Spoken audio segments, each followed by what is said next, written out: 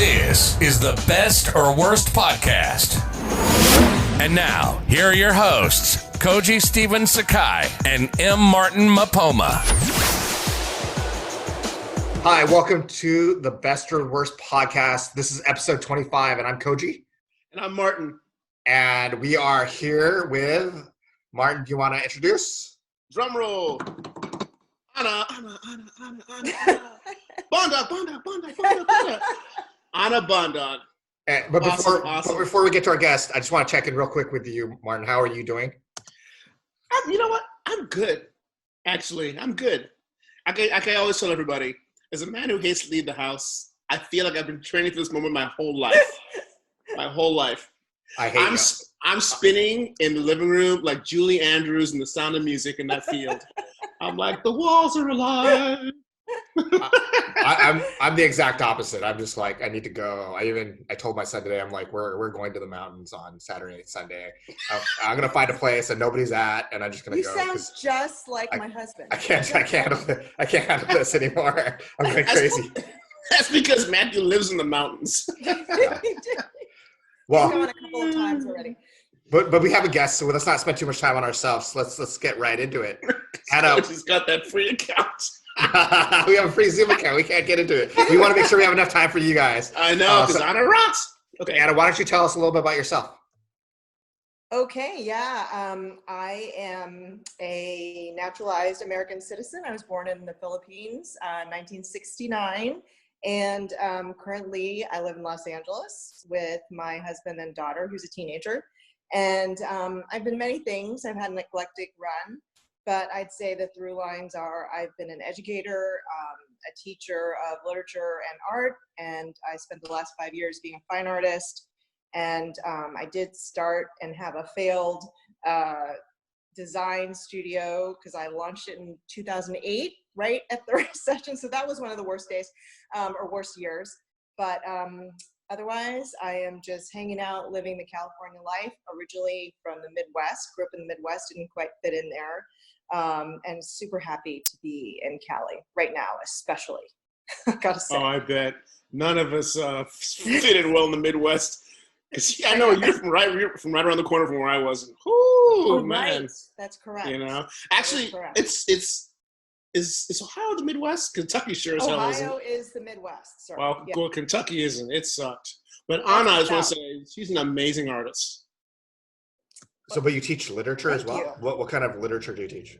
Well, I was an English major because my parents did not support my art habit.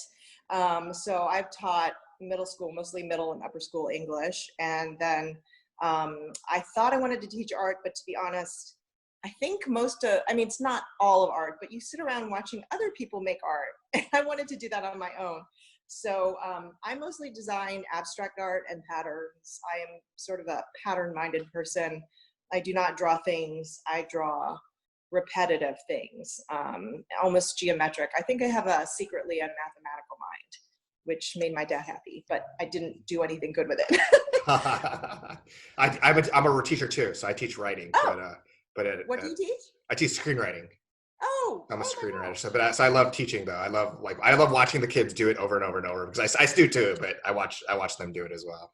But I'm a teacher too because I work with the human body. I think I'm feeling left out. I'm feeling left out here. You're trying too hard there. You're trying too hard. But I was going to say that my favorite artist is Isamu Noguchi, which a lot of people don't. Shut up. Seriously. And my dream, I've never been to his museum in Queens, oh my but God. I want to go so bad. That's like the place I want to go more than anywhere in the world. Okay, we'll have to talk about that another time because he's like, my passwords were all his for a while, and now it's gone. Because he was my favorite. One of my favorites. Yeah, he's amazing, and his whole story. I mean, his story about. Well, we won't go into it, but it's like going to Japanese American internment camps and all that stuff. Have you heard about that? Yeah. Yes. It was really, really interesting. Yeah. All right. Well, sorry, my son is trying to talk to me right now. Go, leave. All right. Good dad. So my kid is circling. Or circling. Yeah, he's circling. Sorry. So Martin, let's talk. What is Anna better than I do, so I'll leave it up to you. Do we want to hear her best or worst day of her life? Man, you know what? Anna is so upbeat. And considering the situation we're in right now, I hate to think of like giving her the worst, but whew, oh man, you know what? So much more interesting than the best day of my life, Martin. Really? Oh yeah. We're talking about during the coronavirus, right? Or No. Weren't you listening to the conversation? Yes, pre-meeting. Yes, I was. Yes, you were not listening. Yes, I was. I was listening. Okay, I'm outvoting you. I want to hear the worst day because she's she just mentioned that her worst is going to be better than her best. So. See that's how it starts. First, you keep me about McDonald's in China, and now you're overriding me. It's okay. Well, villain. I'm not Chinese, man. The villain in the movie is always more interesting than the hero, right? Isn't that the truth? That's right. I always think. But wait, so that makes Koji the villain because I'm the innocent guy who got outvoted, right? No. Yeah. She's saying that her story of the. I'm kidding. Okay. Let's go the villain. Let's hear your worst. Worst. Okay. Man, I haven't told this story in a long time. So I'm 50 now, 51 actually, and this story happened when I was 19. This was October 1990, and I was at the University of Michigan in Ann Arbor. And I have to condense it briefly by giving you a snapshot. It's going to be a stereotypical snapshot of the way I grew up. My parents are immigrants, first-generation immigrants from the Philippines, Catholic, very strict Catholic. So at the time I was pretty religious still, or at least I was acting as though I was. And so for them, me dating anybody was just not okay. I mean, literally, I was not going to be able to date anybody until I got married and then had children, like the whole straight thing. So at the time, that summer, I had met this guy, and in my dorm room, he was a year older than me. His name is Matthew, and we sort of totally fell into this whirlwind romance, blah, blah, blah. And I did not tell my parents because that was not going to be okay. I secretly went and visited him that summer in New York City because he's from New York. I told my parents another story. Like, I was really into this guy. So prior to that, I was like a straight A student, super well behaved, didn't question my parents about a thing, nothing. And so kept that on the down low. So cut to October 1989, 1990. And my mom started sending me phone calls and saying, we need to talk. And I was like, okay. And then she started saying, well, we need to come visit you at school. We're going to drive up to Ann Arbor and visit you. And I said, all right, that's weird. There's no parent day, but fine. And so I decided for myself, okay, I'm going to come clean and tell them that I'm dating this guy. I'm not going to tell them the details. I was also at that particular time starting to become a feminist, and my parents are super conservative Republican. So all this stuff is happening for me. Like, I'm finally starting to find myself and break out of my good girl mode. So they tell me they're going to come up on, I think it was like the second week in October. I said, fine, I'm going to come clean. I'm going to tell them I'm brave. I'm really into this guy. We're in love, blah, blah, blah. So they drive up, and it was a Saturday, and my mom already was acting weird. She didn't say anything, not a thing, just we want to see you. So we go out to lunch, and I'll never forget, I was wearing this big red wool coat, freezing in Ann Arbor, and my mom was just staring at me. I'm like, what is wrong? Why is she staring at me like that? She would not say a word to me. At the restaurant, my dad was looking at me weird. I'm like, what is this? So finally, this awkward, awful lunch, and I felt like the sword was going to fall on my head, but I did not know why. So they take me back to their hotel room, and my mother says to me, I got a call about a month ago from a stranger who said that she wanted to give me information about you and your new boyfriend, and that you were seen coming out of his house a lot. She's concerned about you. I'm like, what? Who is this person? You visited him in New York City without telling us. Like, this already, like, we're descending into the Twilight Zone. Who the hell is calling my mother and telling her about this? So I'm standing there agog in their hotel room, and she won't give me this person's name. She's like, I can't tell you. She just told me this. And is it true? Is it true that you're dating this person? And I'm like, well, yeah, I was going to tell you this, but not this way. And, cut to, my mother finally says, all right, you have a decision. Here's your decision. You either stop dating this person right now and you come home and live with us because you're not staying here because you're not to be trusted, or you're disowned. And I was like, what does that mean exactly, disowned? I was a sophomore in college, right? And I looked at them and they said, you know what this means, that we won't support you anymore. And I said, you mean you're cutting me off? And they're like, yeah, that's it. Either you come home right now with us and stop dating, and that's the end, or you're cut out of our lives. So you can imagine, like, I'm standing there like my entire plan, my whole entire world has combusted. And she adds, by the way, that instead of the University of Michigan Health Services had not sent my gynecological exam invoice to me at my dorm, they had sent it to them. So she's putting 2 and 2 together, fill in the blanks, blah, blah, blah. Like, literally, this is cascade. I felt like an avalanche had fallen on my head. Like, I'm still processing the fact that some stranger, I don't know who the hell, had picked up the phone, found my mother's information, and called her and told her this whole thing. So at that point, and this is the thing about me, I kind of emphasize how well behaved I've been in my life. And I had, like, never did anything to hurt my parents, or, I was not the rebel in the family. My older sister was a rebel at the time. And so something came over me in that particular moment where I said, and I honestly felt like I was invaded by like some kind of spirit that said, I'm not coming home with you. I'm not leaving. I don't know what I'm going to do, but I can't do this. I can't, no. And at that point, this was one of the most bizarre moments in a really bizarre day. My mom like stormed out of the room and said, take her back to her dorm room. And my dad came over to me. He didn't say a word this whole time, and put a $50 bill in the coat pocket, in my red coat pocket. And I looked at him like, can you help me? And that's what he did. And he drove me back to my dorm. And I was left with this reality. I don't really remember anything except for sort of collapsing on my bed in my dorm, trying to figure out what the hell I was going to do and if my life was over as I knew it. But I think the only other thing I remember from that day is going down to the cafeteria, sitting with my friends at dinner, not knowing how to tell them what had just happened to me, and eating a peanut butter and honey sandwich. And that was the day. That was the day. So just for, wow. Did you have to pay for college? Is that what happened? Well, or did they keep paying for college?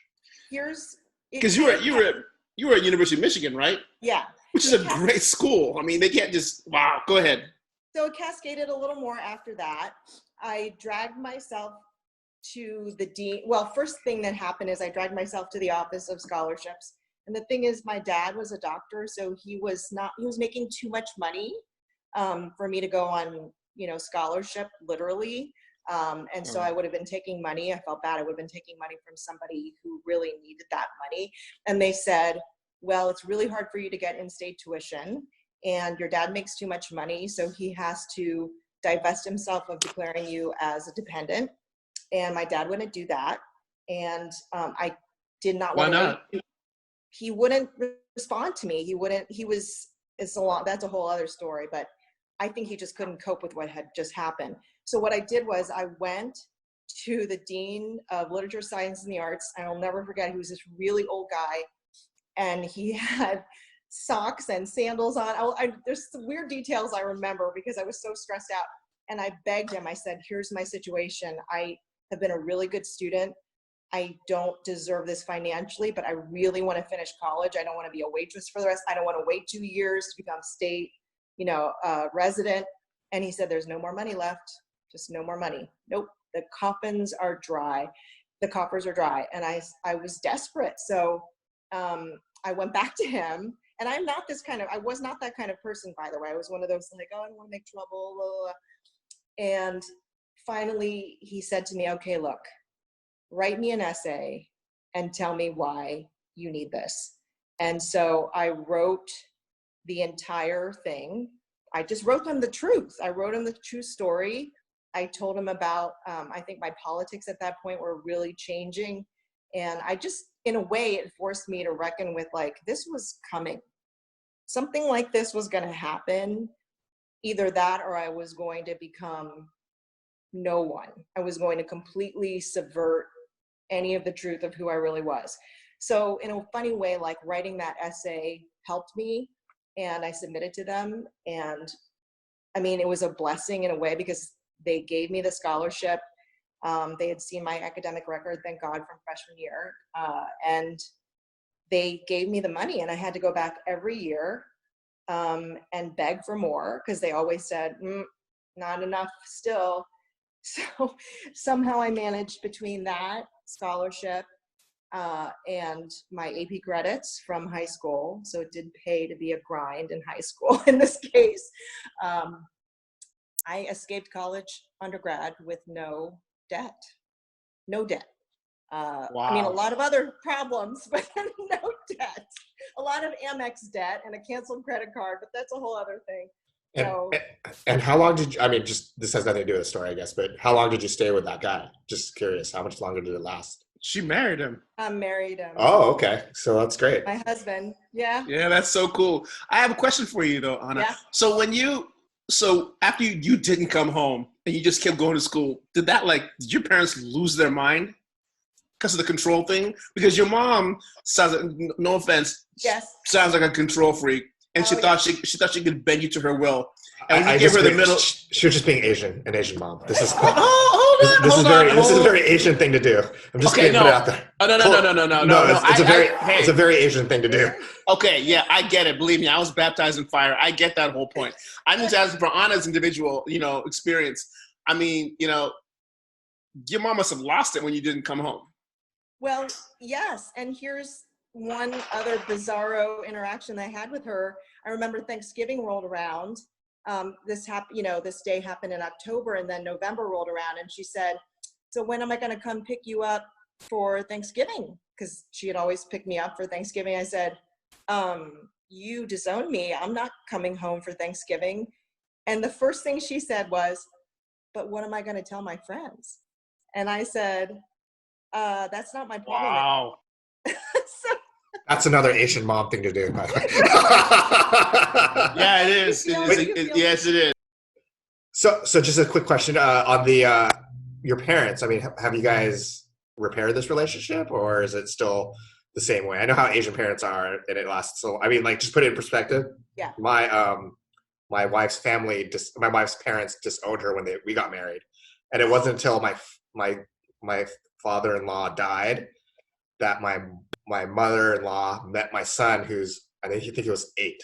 That was the first time they met, and that's how bitter it was. Now we're cool. You never told me this. Yeah, I told you this before. But yeah, so I'm coming from a place of I get it. So I'm just curious. What is your? I have a great story about this one too. Don't forget. What's your relationship as well? Tell us about your relationship though with your parents. I mean, do they have one, or is it still? I do.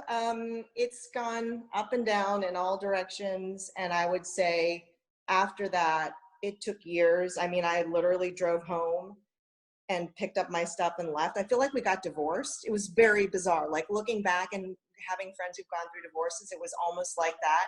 They felt very betrayed by me, did not really recognize or acknowledge ever that they had done that to me. Like there was really no apology or mention. My dad died 8 years ago, and I think I made my peace with him. It really wasn't his choice. I would say it was my mother's choice to do this, or she led the charge in this. Clearly. And so she's a very different person now.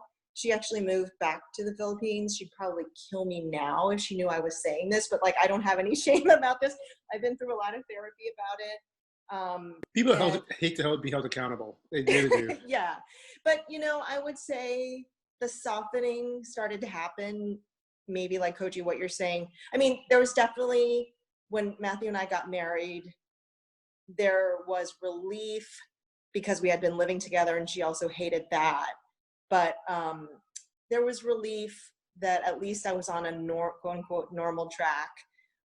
We did not get married in a house of God. We got married by a judge. So that was, there was always controversy. And I think looking back on it, like I felt like a space alien who landed in my family, you know, and it happens. I think, you know, my parents very Asianly believed, and my father told me, we live a Confucian life. You owe your parents, you owe them loyalty for everything we've done for you. And so for them, what I had done was just the ultimate betrayal. And I felt they had betrayed me. So how do you bridge that gap? And I think there were a lot of things that went into this story prior to this rupture. But if you believe in nature versus nurture, I used to believe before I had a kid, oh, it's all about nurture, and you impose your, you know, you influence your kids and who they become. But this story, my own story, weirdly, makes me believe firmly that all of us come out of the womb with something in there already. And this was not a reactionary rebellion against my parents. And there's also cultural elements, by the way, as you know, as you've said, and you too, Martin, know, like, how are my parents to reconcile this cultural gap? They brought me to this country to educate me. And part of my education was questioning authority, being critical thinker and thinking for myself. And so I don't know if they understand that, but you know, my mom used to say, how could you do this to us? We gave you all these ideas and we raised you with these all ideas. And I said, yeah, but I read books and they have different ideas. And what were their ideas for you? I'm sure they're very similar, but what were their ideas for you? You're already in college, and you know, the idea that your mom was like, well, how could you do this to us? It's like, what you did to them was you went through school, got a great education, married a great guy, and had a kid. Where's the bad in that? I'm just curious as what ideas did your mom have for you? The bad was, and I see this. I know what you're going to say. The bad was I didn't marry a Filipino doctor and a Catholic Filipino doctor, and I had sex outside of marriage, and you know, I was immoral. I didn't do it. I mean, she told me that when she was growing up, if you went out without a chaperone, unchaperoned, you had to get married. So if they caught you dating, whatever, and she gave me examples from our family. Oh, we made them get married at age 19 because they went out, a man and a woman by themselves without a chaperone. Like, even in Cincinnati, Ohio. And they were so proud of that, weren't they? Yeah, I mean, so I have seen, and we've seen in this country, how there are ideological divides that will not be crossed. And I think for me, Koji, you asked me, I've done a lot of reckoning about forgiveness and what that means. And outside of the realm of going to confession and asking God for forgiveness, I've had to think a lot about what that rupture did to me and how and what it means for me to forgive my parents. Wow.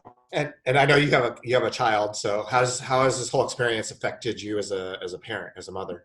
And by the way, it could have been worse for your parents. I mean, if your mom was here, I'd say, what if she was lesbian? Give me 2 seconds. I'll be right back. You guys keep talking.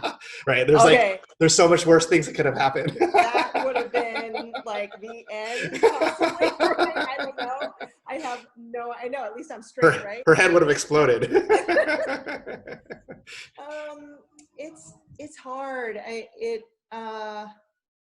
As you know, being a parent, there's so many vulnerabilities that you have as a parent. Your child shows you up in the ways that I get angry or get frustrated or really rigid. And you realize that you can only parent to a certain extent from the way you were parented.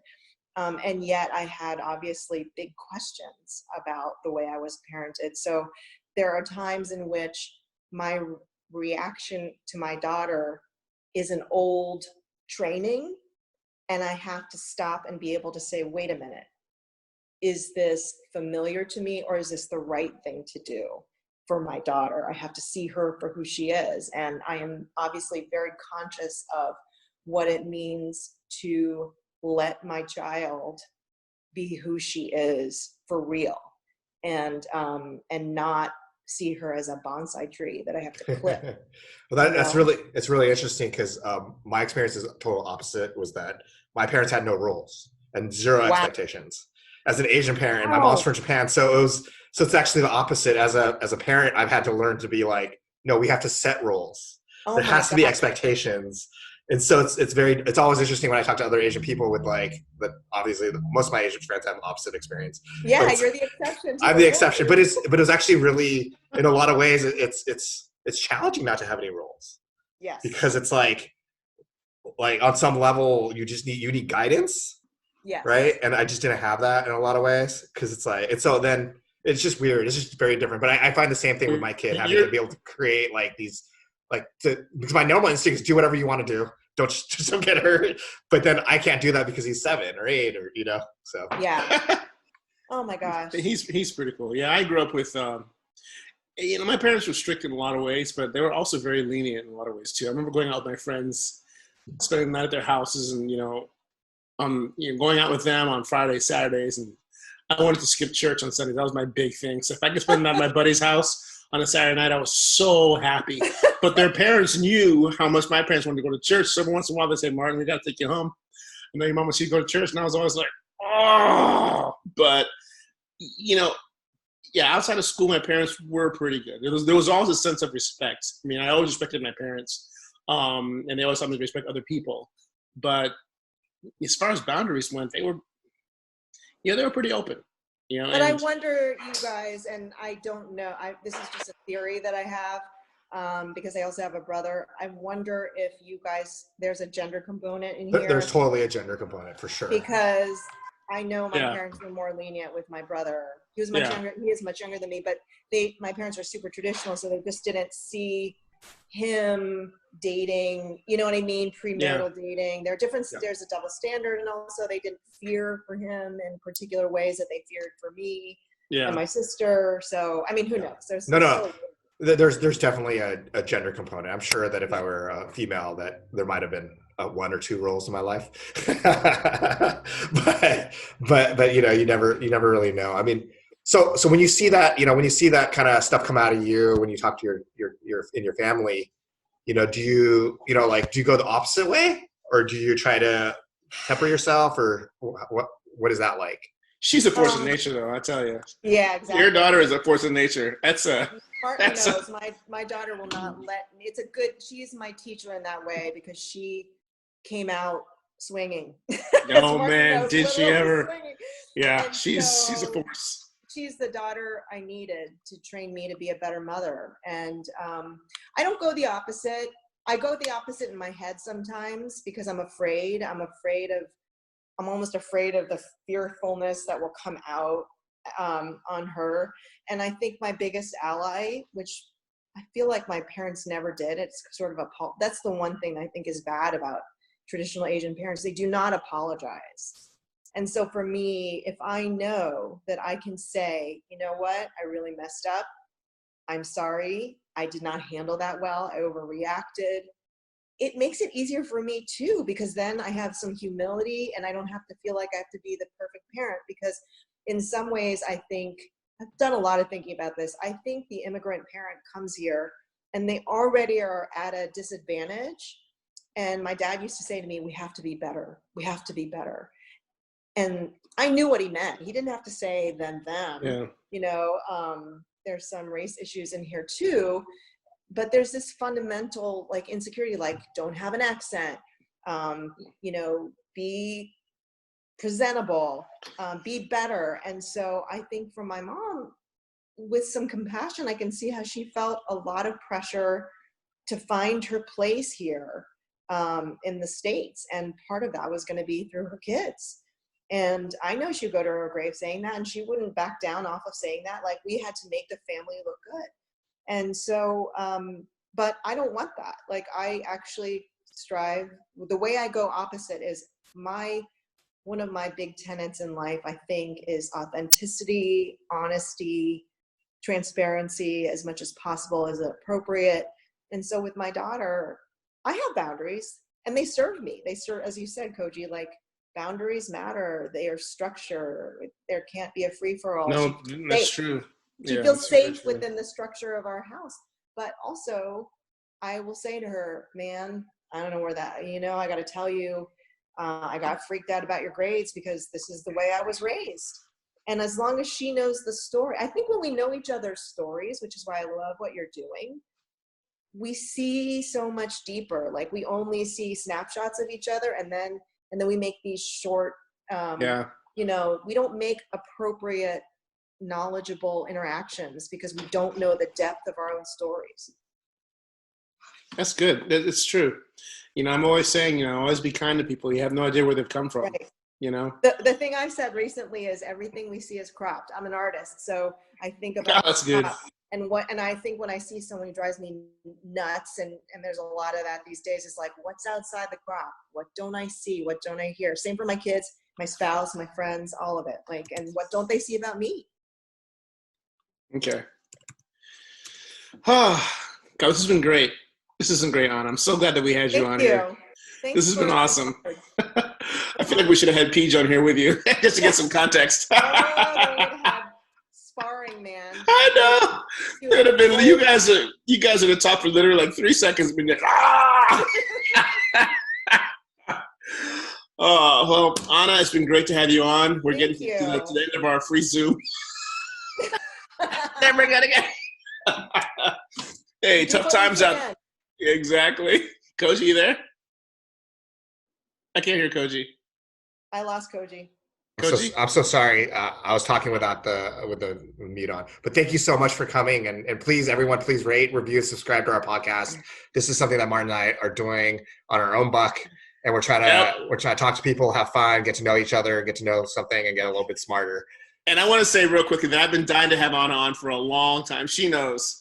And I'm so glad that you were here, Anna. It's been awesome. Thank you, it was so well worth it. And thank you so much. And please make sure to tell a friend or an enemy or anybody else in between those two extremes. And rate if you review. And rate and review, and please check us out on our social medias. It's a Best or Worst Pod on Instagram, Twitter, and Facebook. So thank you guys. Thank you so much. Oh, look, my hand's all messy. Thank you. Mine's not. Thank you, Anna. Bye.